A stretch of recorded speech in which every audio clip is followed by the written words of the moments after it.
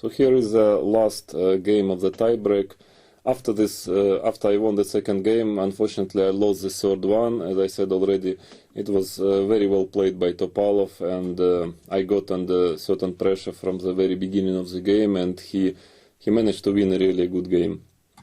So now the score was 1.5 to 1.5, and this was a decisive game.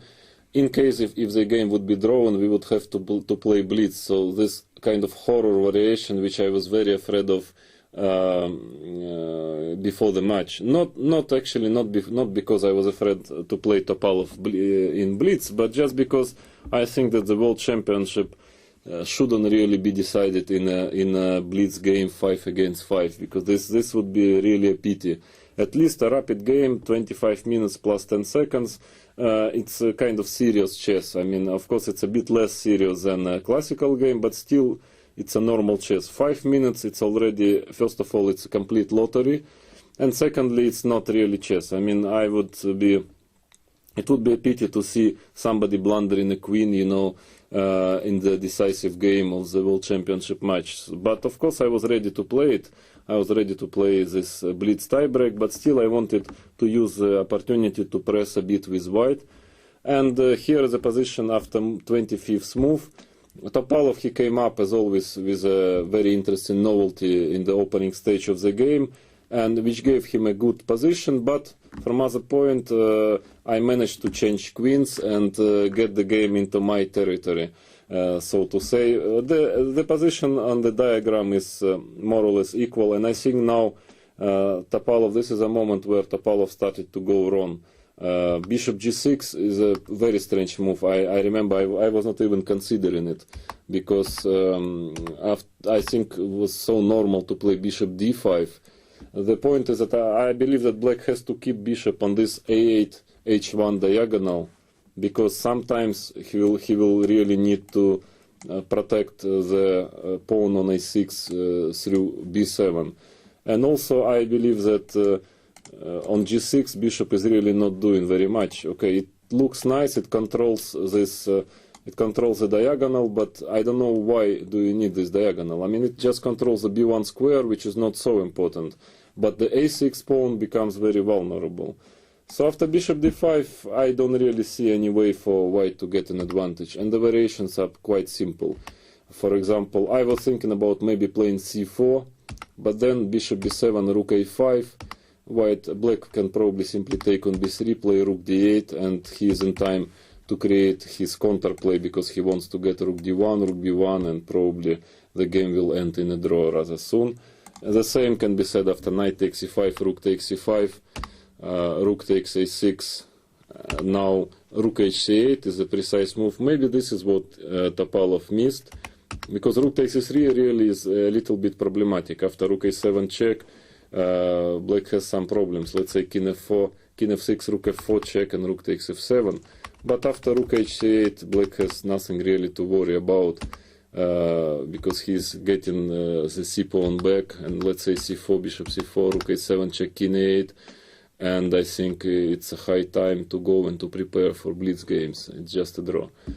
So, and Topalov, of course, he was not playing for a win here, because he has no objective reasons for it, but he starts all of a sudden in a rather simple endgame where you need just to make few accurate moves. He starts to go wrong. So bishop g6, c4. Already I start to create certain pressure. Now white simply wants to take on c5 and take on a6, and well, he will be pawn up.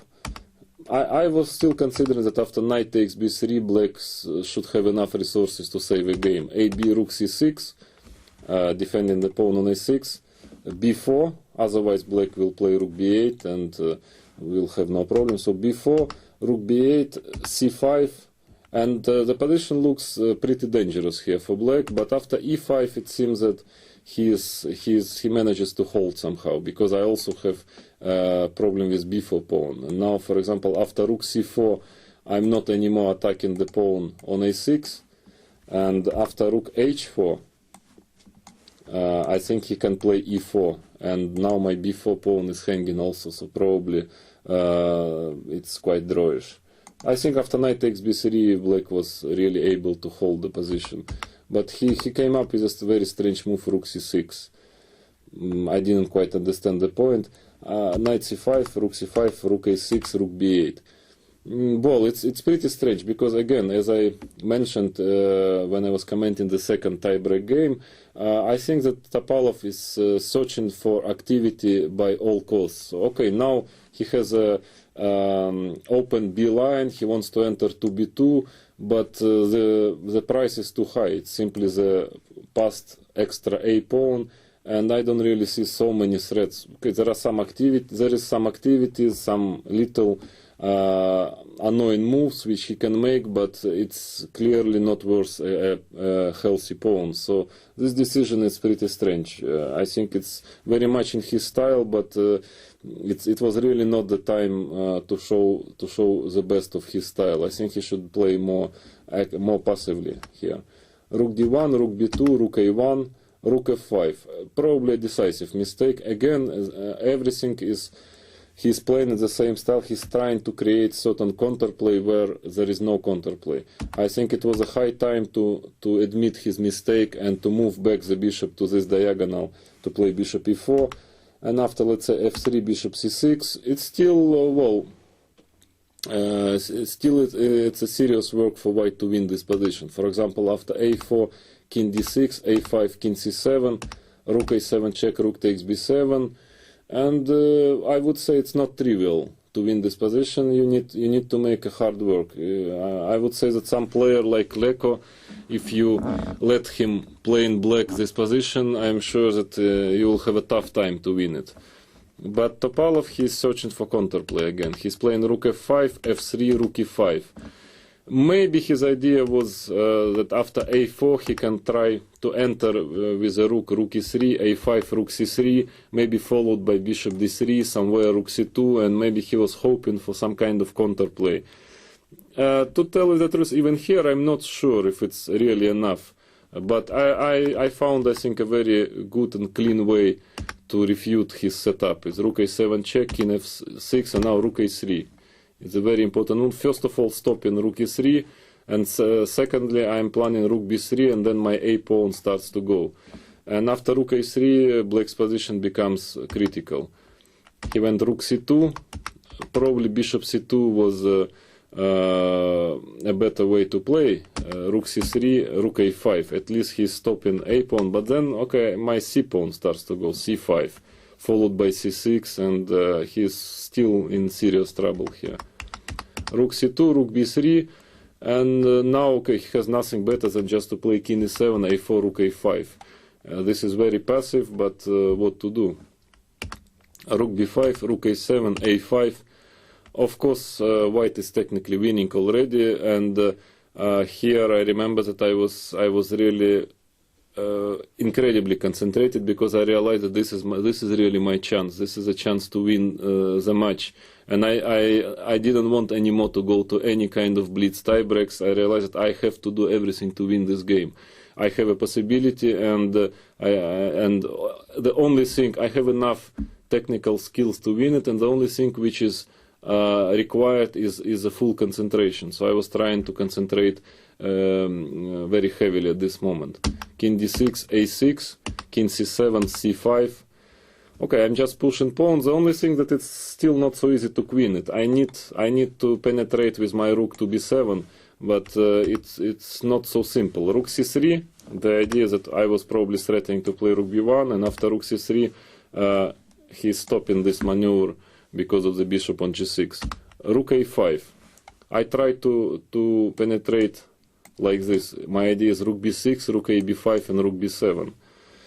So rook c1.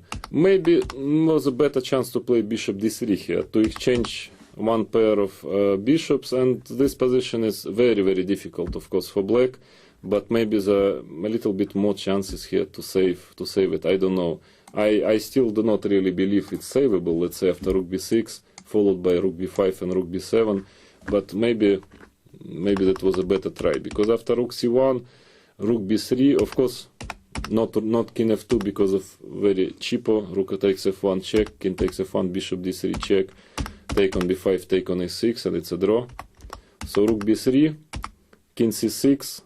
Well, I want to activate my king first, and then to play rook b5, rook b7. So there is nothing really productive black can do. So king c6, now rook b6 check, king c7, now already king f2, because my rook is not on b5 but on b6, and there is no rook f1 trick. So king f2, rook c5, king e3. Yes, and now the next move made my heart beat around 200. Because of course I understood that my position is winning, but you know, you have just like 4-5 minutes rest left for the game. Of course you are winning, but you still have to win, and of course you are still incredibly tensed, because who knows what can happen. But here he took rook takes c5, and I realized that you know, it's one of two, whether he's gone mad or it's me who is gone mad. And after some few seconds of thought, I realized that most probably it's him, because this is a clear blunder. I think that he, again, what I said in my introduction for this match, that I believe that his weaknesses, like not defending worse endgames and losing his mind under very, very strong pressure. And can you imagine the nervous pressure in such a game? And here, this is precisely the moment where he had to pay his bills, because rook c5 is a clear blunder.